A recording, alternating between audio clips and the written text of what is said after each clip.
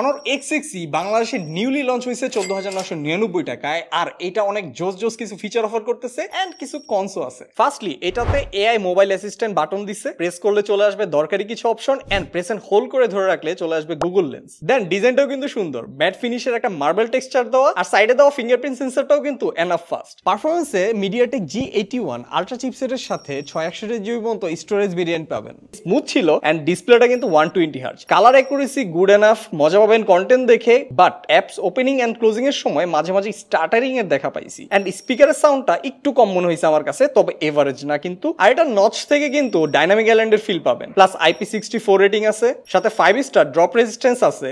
So বউ কিংবা বাচ্চা কাচ্চা যদি এভাবে আসার দিয়ে ফালা দেয়, ভাঙার কিন্তু চান্স নাই ভাই, সেফ আছে। ব্যাকে পাইতেছেন 50 মেগাপিক্সেলের একটা মেইন ক্যামেরা, আর ফ্রন্টে আছে 5 মেগাপিক্সেলের ক্যামেরা।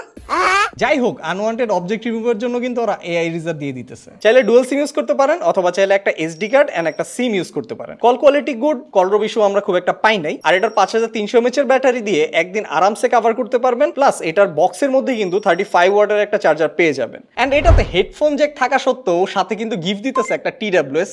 এই সময়ে তো কেউ হেডফোন জ্যাকও দিতে চায় না। সো অনর X6e অফিসিয়াল ফোন হিসেবে কিন্তু অনেক জোস জোস কিছু ফিচার অফার করতেছে এন্ড কিছু টুকটাক কনস আছে, বাট বাজেট হিসেবে কিন্তু এটা কোনো মন্দ ডিল না। এন্ড আপনার কাছে এই ফোনটা কেমন লাগতেছে সেটা কমেন্ট বক্সে কিন্তু অবশ্যই জানায় দিয়েন।